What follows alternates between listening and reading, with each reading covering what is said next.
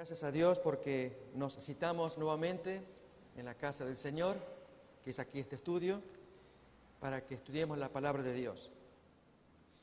Efectivamente, hoy tenemos el cuarto día, muy interesante, muy bonito, tanto con estudio de la palabra de Dios que vamos a tener y también citas del espíritu de profecía. El tema de hoy se titula Confesión específica y también vamos a leer las citas del espíritu de profecía que nos habla de cómo debieran ser nuestras confesiones como fueron en aquellos 10 días en el aposento alto. Es un tema precioso, hermanos, imaginar cómo los discípulos que se convierten luego en apóstoles tuvieron que pasar ese proceso de los 10 días y prestar mucha atención a lo que ellos hicieron para que nosotros los imitemos y no cometamos ciertos errores, ya vamos a mirar, en lo que cabe al tema de hoy, que es la confesión específica. Vamos a ver entonces las citas que ya se nos ponen en pantalla.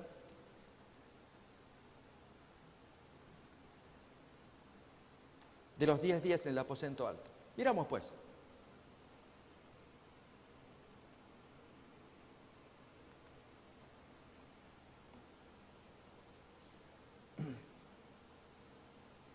Bien, de Mark Finley.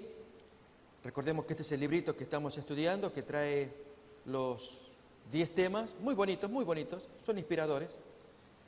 Pero especialmente la cita que ahí ponemos a continuación, que la vamos a ir repasando, y especialmente un aspecto, recordemos, las citas de Elena White, de Hechos de los Apóstoles, la porción que tiene que ver con el derramamiento de Pentecostés. Dice allí, ustedes lo pueden leer también, cuando los discípulos volvieron del olivar a Jerusalén, la gente los miraba esperando ver en sus rostros expresiones de tristeza, de confusión, de chasco, pero vieron alegría y triunfo. Vamos a avanzar más. En obediencia a la orden de Cristo, aguardaron en Jerusalén la promesa del Padre, el derramamiento del Espíritu. No aguardaron ociosos, había que estar ocupados. Y hermanos, en estos 10 días, no solamente los 10 días, recordemos, como quien dice, ya cumplí con el aposento alto. No es así, es una experiencia que arrancamos con estos 10 días. Pero no permanecer ociosos, ¿haciendo qué? ¿Qué hay que hacer para no estar ociosos? El relato dice que estaban de continuo en el templo, alabando y bendiciendo a Dios. Tanto, hermanos, que esto si fue en el año 31 y aún por el año 58, esto es Hechos 21, cuando Pablo y Jacobo se encuentran en ese año. Y Jacobo le sugiere a Pablo que vaya al templo. Calculen cuántos años habían pasado, del año 31 al año 58, 27 años. Y continuaban yendo al templo. Solo, hermanos, que el esto de ir al templo, en el caso de Jacobo, tiene su pero. Había que ir al templo, pero había que pensar bien para qué voy al templo. Y en el caso de Jacobo, tomó esto en cuenta, era para servir al ojo. Esto es cuando a Pablo le dice, tú ve al templo para que vean que andas ordenadamente según la ley. Así que acompaña a estos 4 amigos, hermanos, con su tema del rapado de su pelo, el voto de Nazareato. Así que, hermanos, ¿con qué motivo vamos al templo? ¿Sí? Pero en el caso que estamos leyendo acá, estaban yendo para alabarlo y bendecirlo de continuo en el templo. Pero la cita sigue. También se reunieron para presentar sus pedidos al Padre en el nombre de Jesús. Sabían que tenían un representante en el cielo, un abogado ante el trono de Dios. Con solemne temor reverente, se postraron en oración. Así tienen que ser nuestras oraciones, hermanos, solemnes, pensando que tenemos un sublime abogado que se interesa por nosotros. Y nuestras oraciones inteligentes, así como hablamos del teléfono inteligente, el televisor inteligente. Y decimos, y nos asombra, porque la forma en cómo está estructurado estos aparatos modernos. Así nuestras oraciones inteligentes. Y ya dijimos, hermanos, en cuanto al ruego definido, fue el primer tema. Por lo menos 2 conceptos bien claros. Es cada oración que sea en el nombre de Jesús. Recordemos ese punto. Y el otro, hermanos, para esta ocasión del aposento alto, no pedidos personales, pedidos específicos, el don del Espíritu, directo. ¿Y cuántas veces nos reunimos y nos sale como los niños? Los niños cuando hacen cosas de niños. Es normal, es un niño. Pero para un creyente maduro que espera la lluvia tardía, no es normal hacer pedidos personales cuando nos reunimos por el Espíritu Santo. El pedido personal es personal, privado, allí a solas, ahí hermanos. En la mañana, en la noche, durante el día, cuando manejamos en el carro, oremos por el hijo, por el cónyuge, por los problemas de Dios, ayúdame.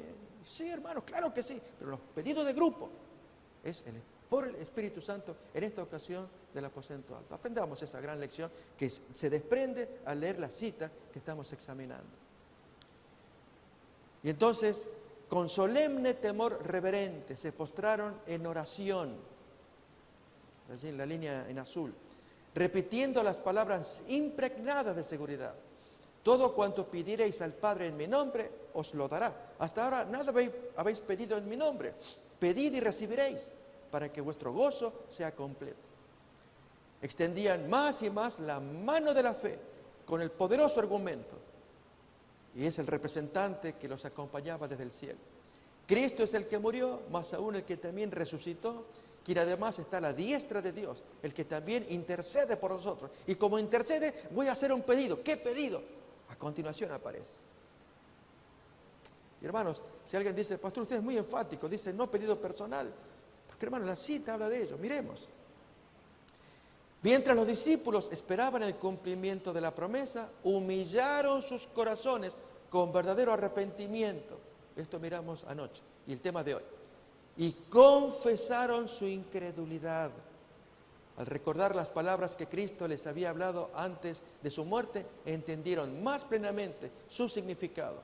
Fueron traídas de nuevo a su memoria verdades que habían olvidado y las repetían unos a otros. Se reprocharon a sí mismos el haber comprendido tan mal al Salvador. La vida del Salvador era el centro, ahí lo tenemos en verde. Como en procesión, pasó delante de ellos una escena tras otra de su maravillosa vida. Cuando meditaban en su vida pura y santa, sentían que no habría trabajo demasiado duro, ni sacrificio demasiado grande, si tan solo pudiesen ellos atestiguar con su vida la belleza del carácter de Cristo. Jesús era el centro. De eso hay que orar, hay que pedir, parecernos a Cristo. Es maravilloso, hermanos, las citas contundentes del espíritu de profecía. Oh, si tan solo pudieran vivir de nuevo los 3 años pasados, pensaban ellos, de cuán diferente modo procederían. Si solo pudieran ver al Señor de nuevo, cuán fervorosamente tratarían de mostrar la profundidad de su amor y la sinceridad de la tristeza que sentían por haberle apenado con palabras o actos de incredulidad.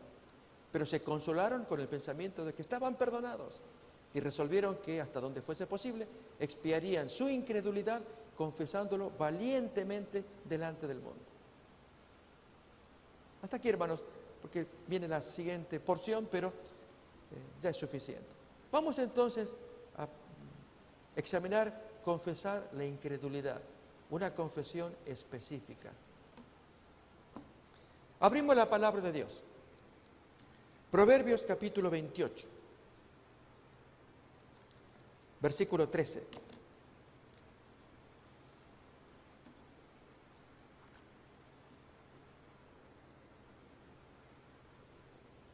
Ahí lo tenemos en pantalla.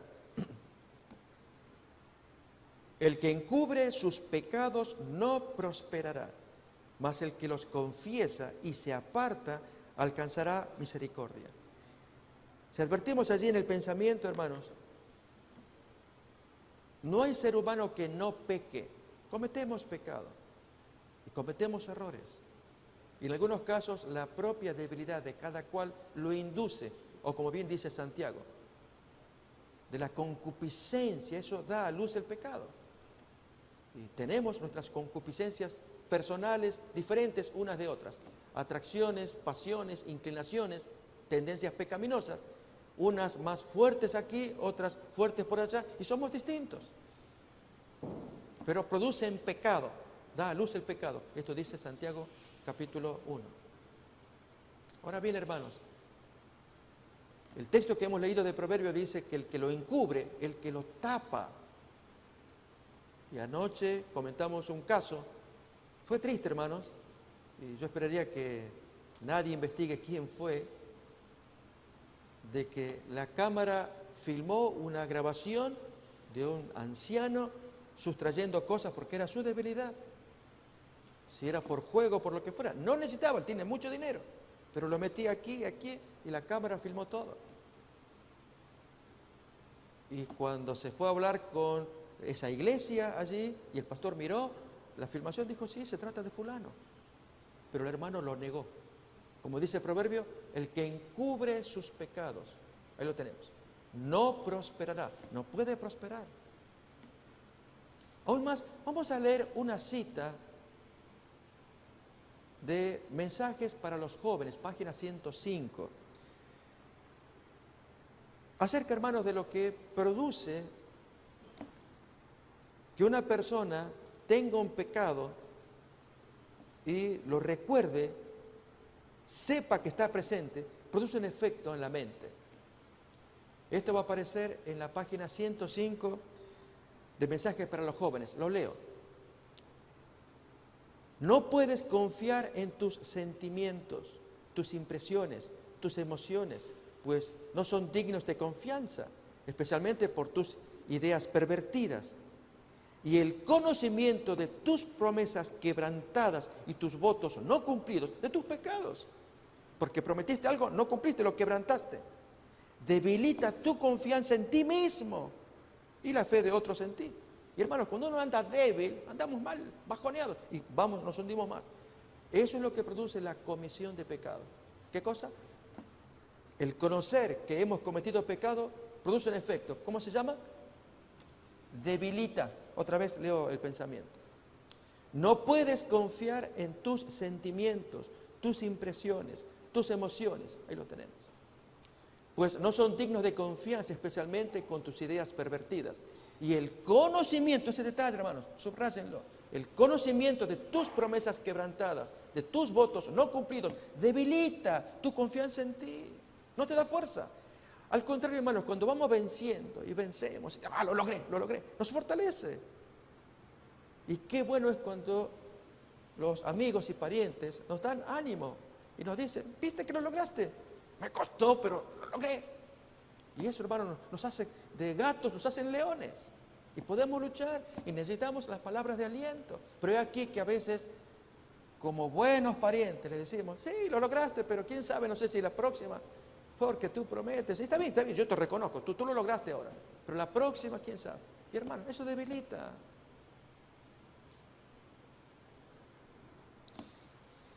Salmo 32.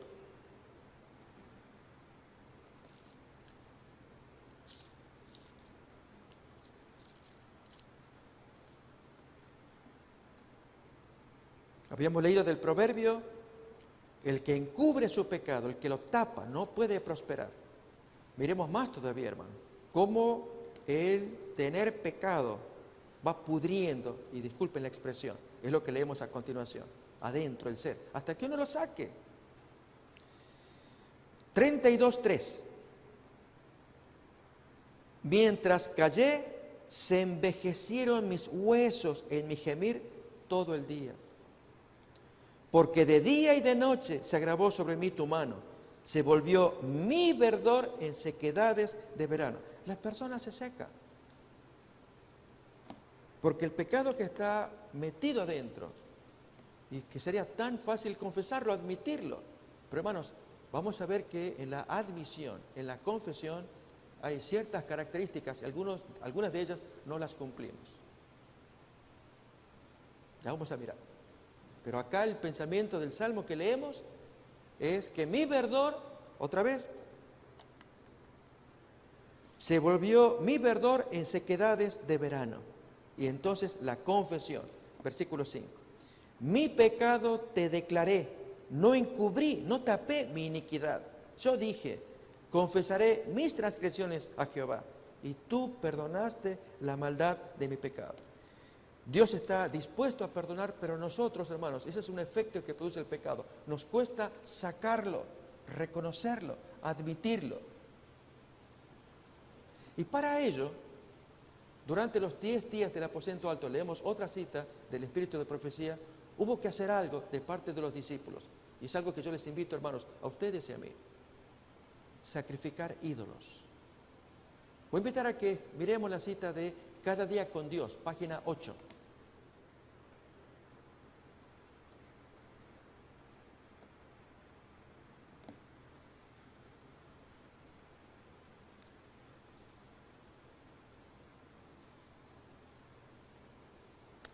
Esto es la página 8 de Cada día con Dios. Dice así: después de la ascensión de Cristo, el Espíritu Santo no descendió inmediatamente.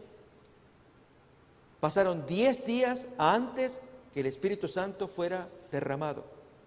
Los discípulos dedicaron ese tiempo a prepararse con mucho fervor a fin de recibir tan precioso don. Los ricos tesoros del cielo fueron derramados sobre ellos después que había que limpiar las tuberías. Miren lo que aparece acá. Después de escudriñar diligentemente sus corazones y sacrificar todo ídolo, estaban ante Dios para humillar sus almas, fortalecer su fe y confesar sus pecados. Sus corazones latían al unísono. Cuando llegó el día de Pentecostés estaban unánimes juntos y de repente entonces el Espíritu Santo. Pero notemos, hermanos, humillar el corazón y sacrificar ídolos personales. ¿Habrá ídolos? Este es el examen que nos tenemos que hacer, cada cual. Desde la mañana, cuando nos despertamos, hasta la noche, ¿cuál es la tendencia de nuestros pensamientos, de nuestra imaginación, de nuestras apetencias? Muchas veces tenemos un pensamiento fijo, ya sea relacionado con la familia, con los seres amados, relacionado con nuestro cuerpo, nuestra persona, relacionados con el trabajo o aún con la iglesia, con los hermanos. Y un pensamiento, hermanos, que si somos sinceros o humillados el corazón, decimos, está incorrecto esto, eso tiene que cambiar, pero no puedo, me cuesta. Lógico, no se lo voy a decir a nadie. Tengo una inclinación. Y mis hermanos, hay pecados que luego saltan a luz. Así como conté el caso del anciano, que nadie sabía. Y primer anciano muy querido, que haya pasado esta situación. Era que él tenía un ídolo personal. Y era su inclinación, si vamos a decir de chico, que él escondía cosas así para mostrar que era hábil, sin imaginar que la cámara lo estaba captando en aquella ocasión. ¿O qué diríamos, hermano? Una de las cosas muy serias que está pasando en algunas iglesias. Mientras la vanidad en las hermanas, las apetencias sexuales en los varones. Y las hermanas por la forma en cómo se visten y la adulación, y hermanita, y que aquí y de allá. Esto pasó en algún lugar con la tesorera. Y cuento, hermanos, así sin dar nombres ni detalles, pero lo que es ídolos. Si la hermana no estaba siendo bien atendida por su esposo en lo que se refiere a galantería, sí lo estaba haciendo el pastor de la iglesia, de ese lugar. Hermana, qué bonita, qué bien vestida que vino. Y cosas así. ¿Le parece, pastor? Sí. Y ella era agradable a la vista, es verdad. Pero era obligación del esposo hacerse esa tarea. Él no lo hacía. Pero el hombre tenía sus problemas, hermanos, ese pastor. Y quiero abreviar el caso, hermanos, porque cuando se conoció qué pasó, pecados feos que hubo allí, el marido descubrió, habiendo dejado este país, yéndose a su país en México, que en la computadora, los niños pequeñitos no manejan la computadora, había imágenes pornográficas. Y pues, al preguntarle el esposo a la señora, ¿qué es esto? Los chicos no pueden hacer esto. Yo no hice, ¿quién hizo esto? No sé. Y el hombre apretando más y más, el pastor me enseñó. ¿Qué? Y allí, hermanos, salió todo. Ídolos. Hermanos, es tremendo. Yo cuento esto para, si alguien dice meternos miedo, vamos a meter miedo a cada cual, cada uno. Porque a veces hasta que no advertimos la gravedad del problema, cada cual examínese. Pastor, dígame el nombre de ese hombre. No importa, ni el lugar, nada. No, es el fenómeno que existe, que es real. Y después nos asombramos. ¡Wow! ¿Viste? No, hermano. Asombrémonos de nosotros. Acordémonos del consejo del judío que se leyó ayer, que estamos muy interesados en el alma del vecino. ¿Qué le pasó? Y preocupados por nuestras posesiones materiales. El judío dice al revés. Inviertan. Preocuparnos por el alma nuestra y también por las posesiones del vecino, a ver cómo le ayudamos.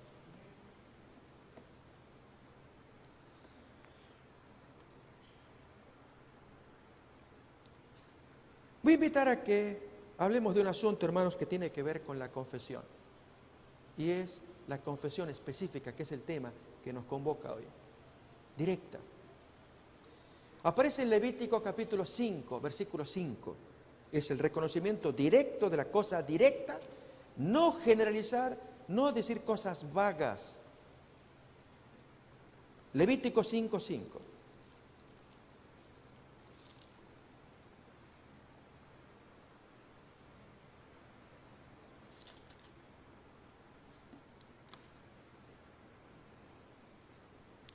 Dice, cuando pecare en alguna de estas cosas, confesará aquello en que pecó.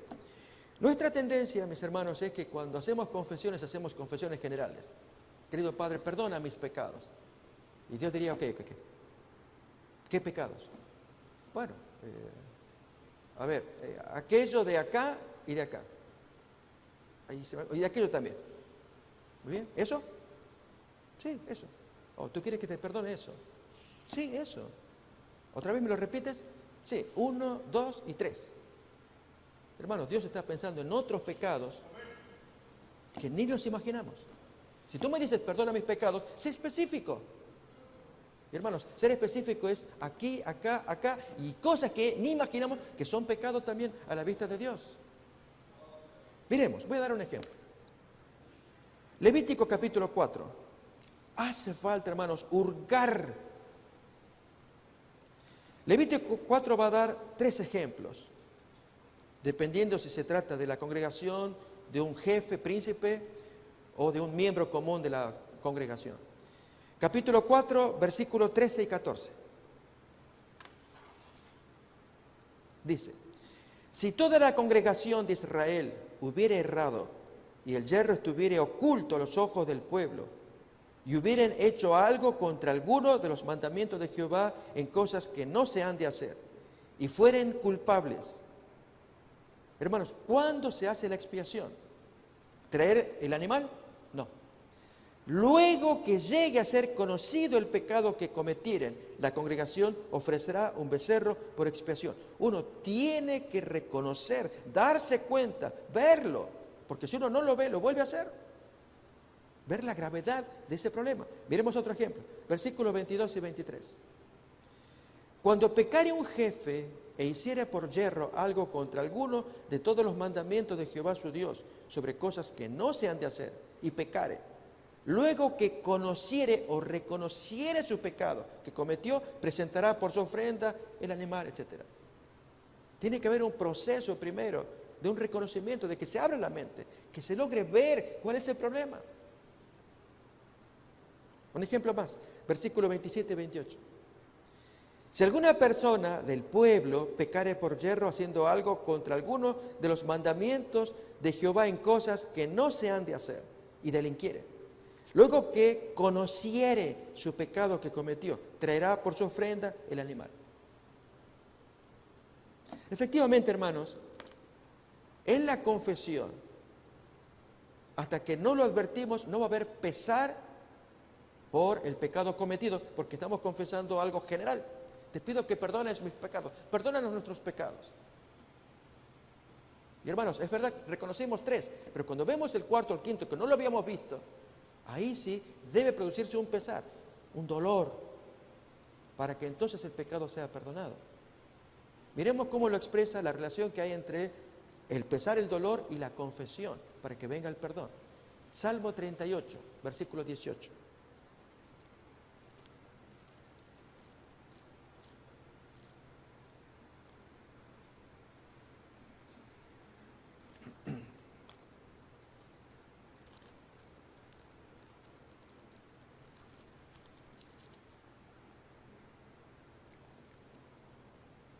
Por tanto, confesaré mi maldad y me contristaré.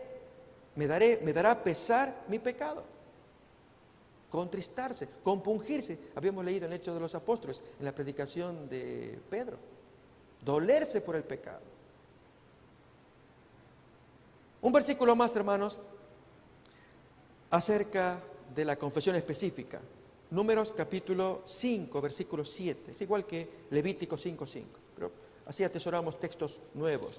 Números capítulo 5, versículo 7. Pero aquí, hermanos, nos introducimos en un nuevo concepto. Y es que no alcanza solamente la confesión, hay que reparar. Y decimos, bueno, si yo pequé contra Dios, ¿qué pasa cuando pecamos contra un prójimo? Hay que reparar aún frente al prójimo. Y ahí es donde algunos de nosotros, hermanos, no estamos cumpliendo la tarea completa. ¿Cuál es, hermanos? Le he insultado a mi hermano. Y lo mandé, ustedes saben por dónde. Dios, me doy cuenta que hice mal, te pido perdón, perdóname. Ok, yo te perdono. Falta algo más. ¿Qué pasó allí que me da vergüenza? Si yo le digo, me va a decir, viste que tengo razón, que tú tienes un carácter fuerte, y siempre me sermonea. Tú sabes, Señor, que yo quisiera pedir perdón, pero él tiene un carácter que... Estamos así, hermanos. Miremos. Números capítulo 5, versículo 7. Aquella persona confesará el pecado que cometió y compensará enteramente el daño y añadirá sobre ello la quinta parte y lo dará a aquel contra el cual pecó. Es una reparación. Miremos más, hermanos. Voy a invitar a que vayamos a Ezequiel capítulo 33 y quisiera contar, yo sé que no nos agradan los testimonios personales, yo quisiera contarlo en tercera persona. Pero fue la experiencia alocada, si queremos decirlo así, de este servidor apenas convertido.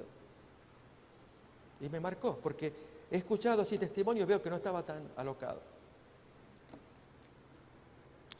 Ezequiel capítulo 33, versículo 14 en adelante. Esto es, hermano, la reparación del daño hecho.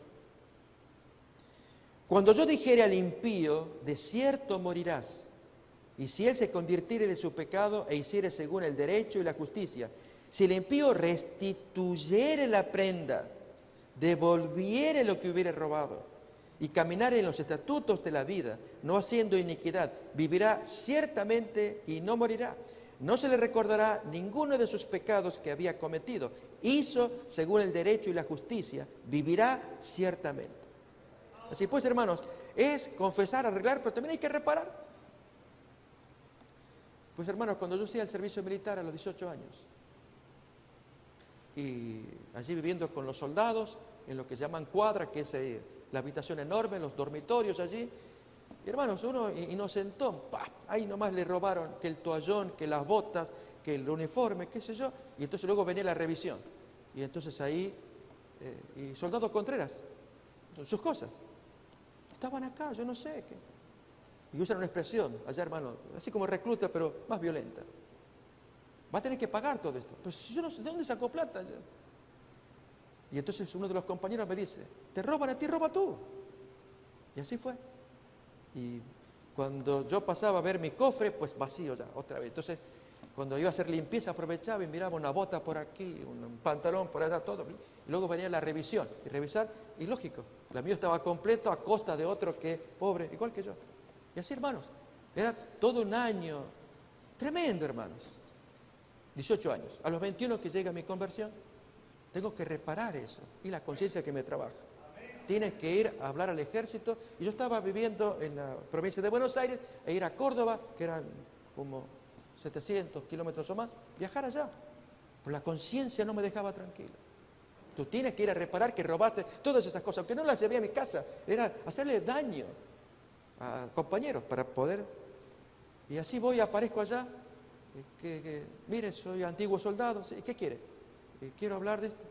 ¿Qué hace acá? Y me sacaron. Salga de acá. Pero yo me sentí con mi conciencia limpia, ya cumplí con ello. Hermanos, ¿qué pasó cuando viajaba allá en Buenos Aires, de 18 años hasta los 21? Viajaba en los trenes. Como no tenía dinero, viajar colado en los trenes.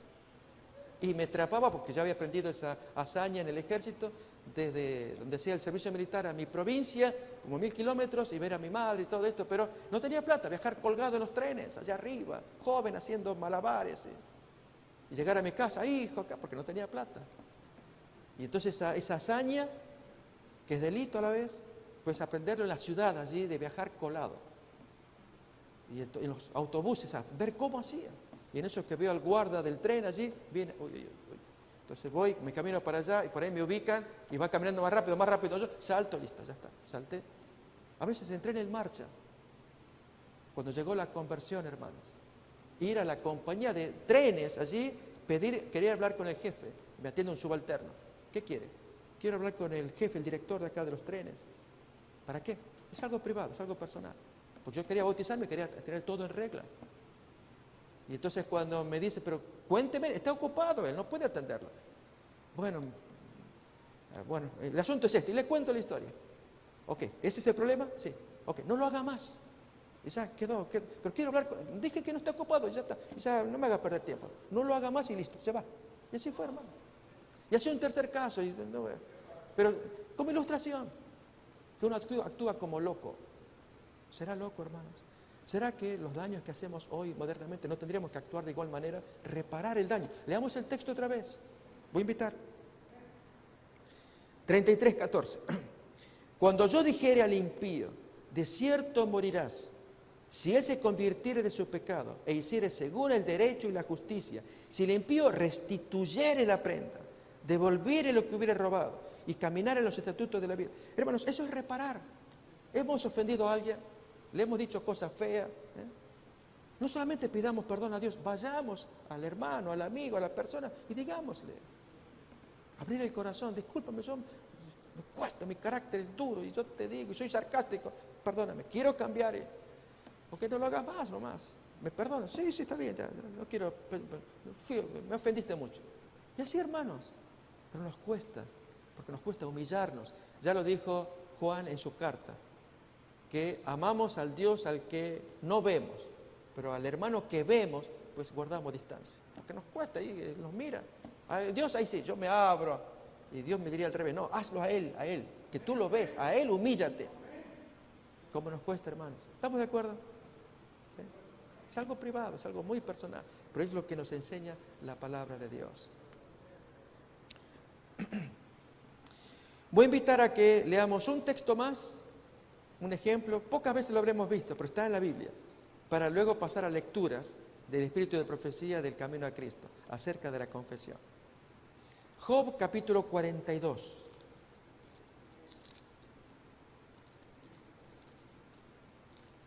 Qué principio bonito, hermanos, cómo está revelado de bonito acá. Capítulo 42. Esto es ir a la persona ofendida y reparar, forma parte de la confesión completa. Capítulo 42, versículos 7 y 8.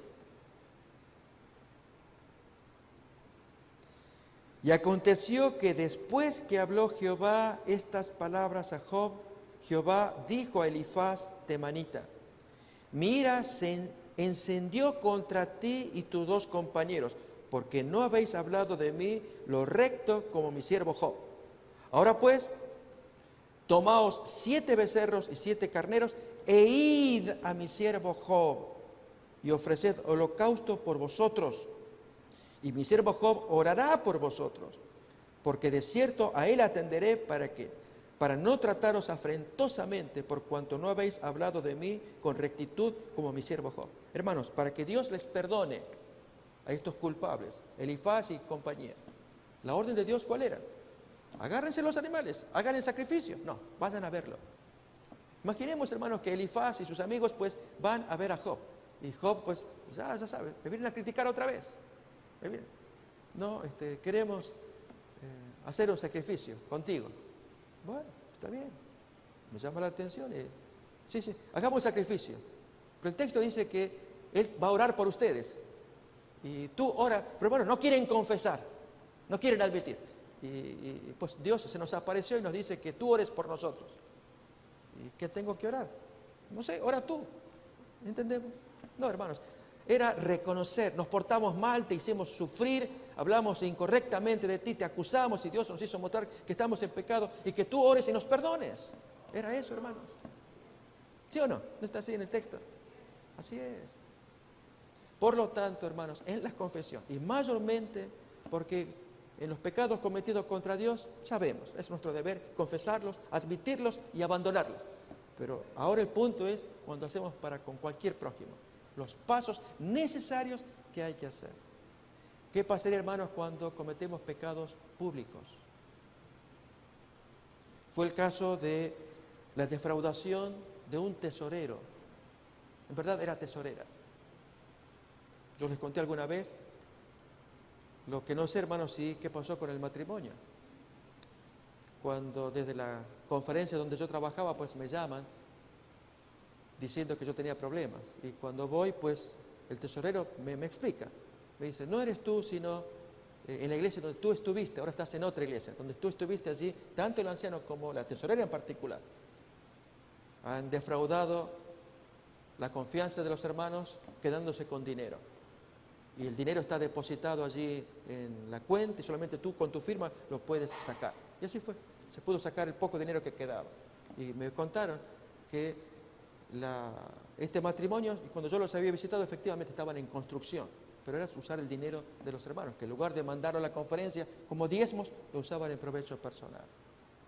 Cuando es un pecado público como es, hermano, una defraudación a todos, ¿qué hay que hacer? Una confesión pública. Se defraudó la confianza de todos. Pasar al frente, si es que se ha arrepentido y Dios le perdona, pues reconocerlo, hermano. Yo les robé, discúlpenme, me quieren perdonar, mandarme a la cárcel, depende de ustedes. Ustedes hagan lo que quieran, yo estoy en las manos de ustedes. Pero quiero reconocer que ese es el error que yo cometí. Cuesta, hermano, ¿cómo cuesta? ¿Cómo cuesta? Así que hay pecados contra Dios, pecados contra mi prójimo y pecados contra un público. En consecuencia, hermanos, seamos cuidadosos. Hay quienes evitan cometer pecado para no pasar por la humillación de la confesión. Está bien. Ya Pablo dice, sea de todas maneras, no obstante, con que Cristo sea predicado, de así o así que sea. Dios no quiere que cometamos pecado. Si alguien dice, yo no lo hago porque no quiero que me humillen después, así que me la aguanto. Y... como sea, hermanos. Pero reconozcamos que si cometemos faltas públicas, debe el corazón humillarse para reconocer semejante error público cometido en la cita que vamos a leer a continuación.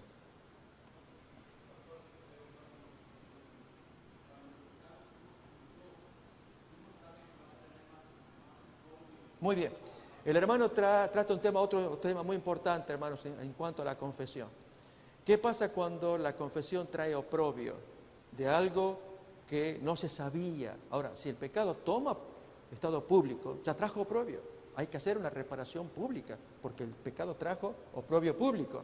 Se supo que hubo un desfalco. Por dar ese ejemplo. Pero ¿qué ocurre, hermanos, cuando hay confesiones que traen oprobio? Porque no había tomado estado de conocimiento. Que es el caso, hermanos, de los adulterios. Cuando esto me ha pasado, hermanos, que vinieron hermanos o hermanas a decirme, pastor, ¿qué hago? No, hermano, ahora nunca más, hermano, nunca más esto acá. No lo diga a su cónyuge. Porque sí se destruye el matrimonio, hermanos. Es horrible, una cosa, lógico, es para imaginarse la situación. Pero con la promesa de que confesado, arrepentido, haciendo el arreglo, el pacto con el Señor, nunca más. Y se sacó allí la cosa fea que había en su corazón. Pero hubo quienes hicieron lo contrario. No, yo quiero estar y confiesan, y lógicamente la consecuencia, y hay que asumirla. Hermanos, ese es otro asunto. También que en la cita vamos a mirar a continuación. Que muchas veces evitamos confesar porque imaginamos las consecuencias. Y tememos más las consecuencias que el pecado cometido. Eso miramos anoche. Y Dios quiere que nos duela el hecho independientemente de las consecuencias. Si se nos pueden salvar de las consecuencias, eso, hermano, depende de la gravedad del pecado y de la voluntad de Dios. Acordémonos del caso de David. Dios no le salvó de las consecuencias de su pecado. Acordémonos de eso. En la misma sentencia que él pronunció contra el supuesto ejemplo, que lo pague 4 tantos, lo pagó él. Y el primer pecado de consecuencia que ocurrió, ¿cuál fue? Su propio hijo primogénito hizo el mismo pecado que el papá, violar a su hermana. Y hermanos, cuando el papá de amor perdona, no le perdonó Satanás a través de Absalón. Absalón fue terrible, el juez allí, no solamente matar a su hermano mayor, sino intentar matar a su padre también. Una cosa, hermanos, dramática de lo que tiene que ver con consecuencias. Pero entonces, como alguien dijo, yo me abstengo porque le tengo miedo a las consecuencias. Está bien, no cometas falta. Pero hermanos, el pecado nos envalentona, nos hace avanzar más, ¿sí? Y es para que siempre tengamos cuidado a la luz de la palabra de Dios. Por eso se nos revela en la palabra la gravedad del pecado y la seriedad de las consecuencias.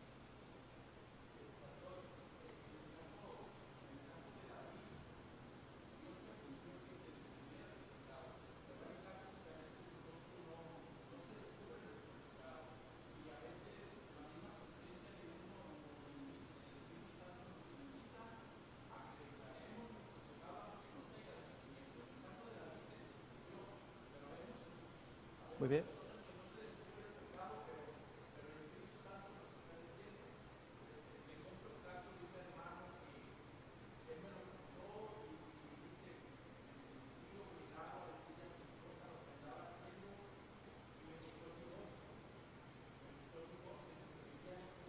Muy bien. En ese caso, comento, y también para los hermanos que están escuchando, como no tenemos el micrófono, y es lo siguiente, hermanos.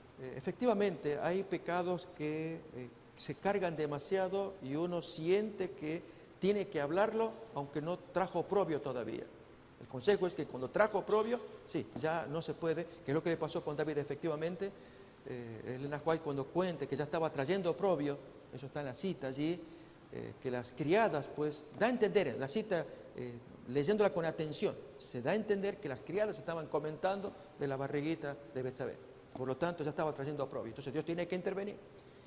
Dios puede, hermanos, cubrirnos mientras no traiga oprobio. Cuento el caso de Elena White. En testimonios sobre conducta sexual, adulterio y divorcio, hay un párrafo donde menciona de un pastor que había caído en fornicación, pero no tomó estado público. Y entonces ella lo supo con los pastores colegas, y entonces ella dijo, como no tomó el estado público, se le va a dar una rehabilitación, porque el hombre estaba arrepentido. Entonces se le da, pero toma estado público, ya no se puede hacer nada. Y eso es correcto, hermanos, no se puede hacer nada. Pero entonces, en el caso del varón que cuenta el hermano, que habiendo cometido su adulterio y no da más con su conciencia, cuenta a su esposa y eso le significa el divorcio posteriormente. No obstante, podría recibir consejo. Y ahí, hermanos, yo digo esto, cuando hay casos así, acordémonos de Moisés. O sea, Jetro le había dicho, los casos serios, graves, mándenselo a Moisés. Los más simples los manejen los ancianos. Y en este caso, me ha tocado a mí atender casos. Voy a dar un ejemplo más, hermanos, de una hermana catecúmena que había sido embarazada por su instructor bíblico. El anciano, pues, daba estudios bíblicos y la embarazó. Y entonces toma estado público en la iglesia local y el hermano es desglosado. Tristemente, un caso triste. Y la hermana, esta catecúmena, pues tiene su niño y su esposo policía, mira al niño, mi hijo, lo levanta. Entonces aparezco yo para retomar los estudios bíblicos. Y la hermana me cuenta, pastor, a mí me duele mi conciencia porque mi esposo es buen hombre, yo le fallé. Y ahí yo lo conocí al Señor, un hombre alto, toma al niño allí en cuestión, mi hijito, yo me acuerdo de esa escena que él levantó así. Lo hubiera destruido al Señor si ella cuenta, pero tenía su carga en la conciencia. Estudiamos la Biblia y por la gracia de Dios se bautizó. Entonces, con orientación para que uno haga lo más correcto posible. Dios quiere que salvemos los hogares, por los niños también. Los errores son duros, hay que pagarlos. Cristo ya los pagó. Él nos perdona. No lo hagamos más. Hagamos un pacto con Él. Sí, hermanos. O sea, tengamos luz para que no seamos severos. No, que lo hizo. Porque, hermanos, con la misma vara con que medimos, nos van a medir. Si queremos que sean suaves con nosotros, seamos suaves, seamos sabios. Y Dios nos salva a todos. Y Él, como dice el texto, Él es el justo y el que justifica al que es de la fe de Jesús. Él llega a ser justo, nadie puede cuestionarle. Y a la vez salva a todos por su justicia. Vamos, hermanos, a leer las citas. Quiero invitar ahora, en los minutos que nos quedan, de Camino a Cristo, el capítulo 4, desde la página 37 sí en adelante. Vamos a verlo en pantalla.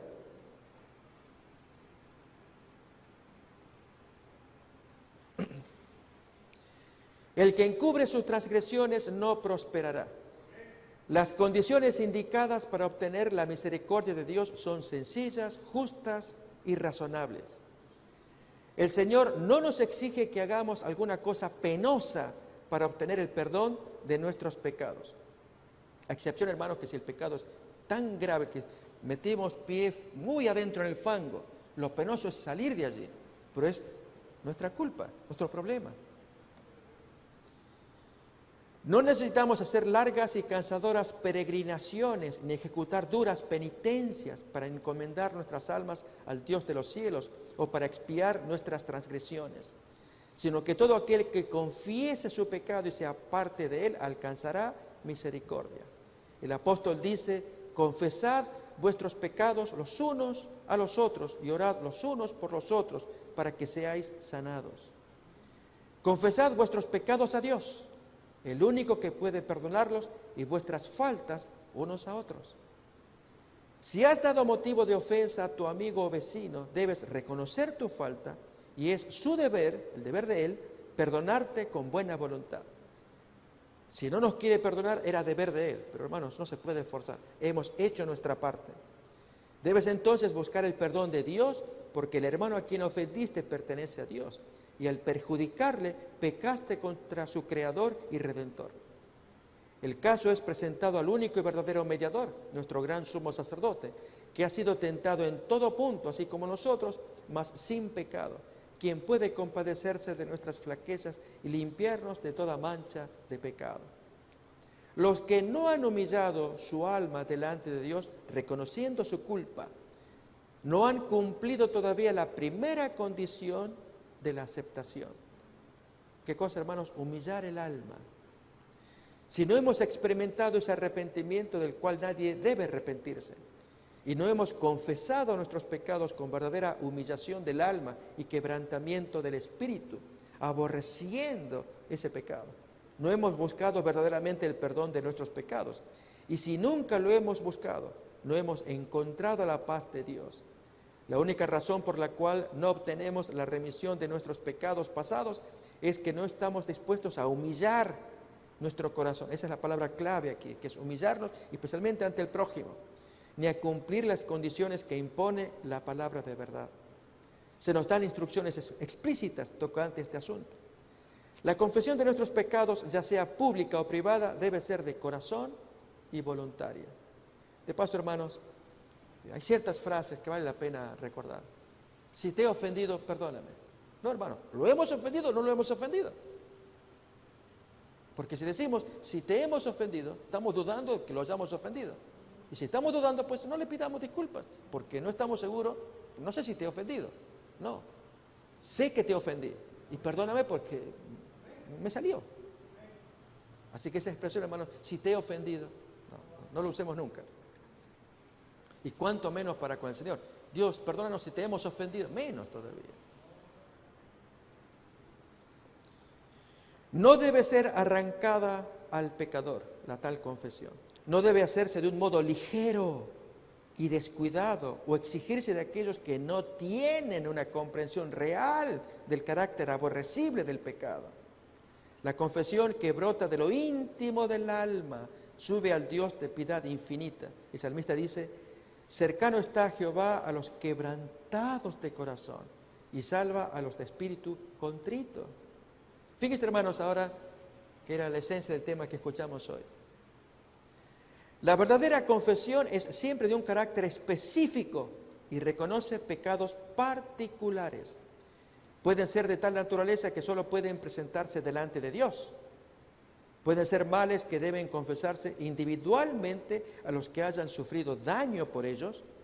Pueden ser de un carácter público y en ese caso deberán confesarse públicamente. Pero toda confesión debe hacerse definida y directa para reconocer en forma definida los pecados de los que uno sea culpable. En los días de Samuel, los israelitas se alejaron de Dios.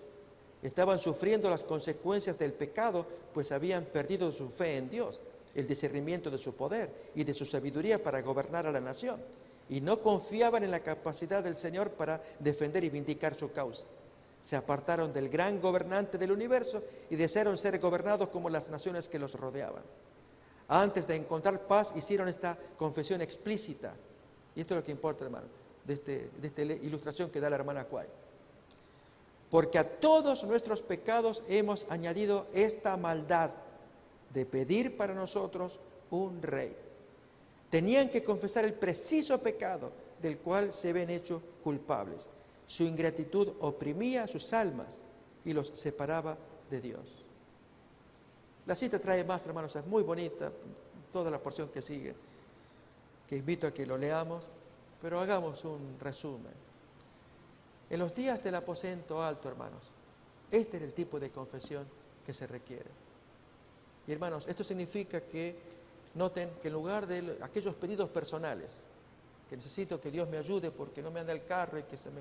Son cosas carnales. Estas otras son del espíritu, donde uno mira los defectos, las características negativas que tenemos cada cual de forma privada. Eso es lo que Dios quiere que lo descubramos, que lo discernamos, que lo veamos, y entonces sí, Dios, yo sé que tengo esta tendencia, esta inclinación, y yo tengo este problema, ayúdame, no sé cómo lo soluciono. Y especialmente tengo un problema y es que me piden colaborar en la iglesia, no quiero, no me sale. No me sale apoyar, no me sale dar las ofrendas y diezmos, no me sale. Hermanos, cuánta cosa que hay que hurgar. Esto es lo que Dios quisiera que hiciéramos cada uno en nuestro corazón. David tuvo un privilegio, fue que vino Natán y le reveló la profundidad del pecado que tenía. Tú eres ese hombre. Pero hermanos, nosotros podemos tener otro Natán. ¿Cuál es? Al leer la palabra de Dios, hermanos, al leer la Biblia, en las historias, si estamos en comunión con Dios, hay párrafos, ¡pac!, y ahí aparece. Y Dios ilumina nuestra mente. Leamos la palabra, pidamos al Espíritu Santo. Dios no va a dejar que un hijo que busca a Dios deje de confesar algo que está estorbando. Él sabe que hay algo. Hermanos, Él es el más interesado en salvarnos. Y el hijo que no se da cuenta, ¿no nos pasa eso a nosotros como padres? Que miramos a nuestros hijos, ni él se da cuenta, ni le interesa, y nosotros sí. Por lo tanto, oramos y hacemos la forma para que él logre verlo. Y cuando lo vio, qué gozo para un padre, una madre. Así pasa con nuestro Dios. Pero hermanos, teniendo contacto con las lecturas de la palabra, con oración, con humillación, el Espíritu Santo nos habla. Y mientras leemos, especialmente historias, allí pega la palabra, o a veces en la exposición de la escuela sabática o de un sermón, siempre estemos atentos y en eso se ilumina la mente, una frase, algo, hasta a veces, hermanos, ciertas evocaciones como colores, presencias, movimientos, y Dios con eso se encarga y se iluminó. Y ahí inmediatamente pedir perdón, porque le decimos, Dios, veo que tú eres bueno conmigo, antes que se me vaya tal cosa, te pido perdón por eso. Dios ya lo sabe, eso es lo que Él quiere. Eso lo nota en los libros y Él nos perdona. Y recordemos, hermanos, que como buen abogado defensor, cuando nuestro Dios toma los libros, nuestro Jesús toma los libros y observa nuestra vida llena de pecados, pero aparece allí, confesado, arrepentido, perdonado. Esto ya está, hoja aprobada. Siguiente, y hay problemas, otra vez, confesado, arrepentido, perdonado, aprobado. Y así, hermanos, vez tras vez. Eso es lo que hace nuestro abogado. Quiere ver las confesiones, quiere ver los arrepentimientos, quiere ver la humillación. Eso es lo que hace que el abogado diga, este es mi caso, el caso es ganado, no te preocupes, yo te lo gano, pero haz esa parte tú. La otra parte, hermanos, lamentablemente la hacemos nosotros, pero cuando olvidamos hacer nuestro deber delante de Dios, como el tema de hoy, ¿qué argumento tiene el abogado defensor para callar al acusador? ¿Estamos de acuerdo? Que Dios nos bendiga, que Dios nos guarde en este precioso tema de la confesión específica, genuina, delante de Dios. Amén.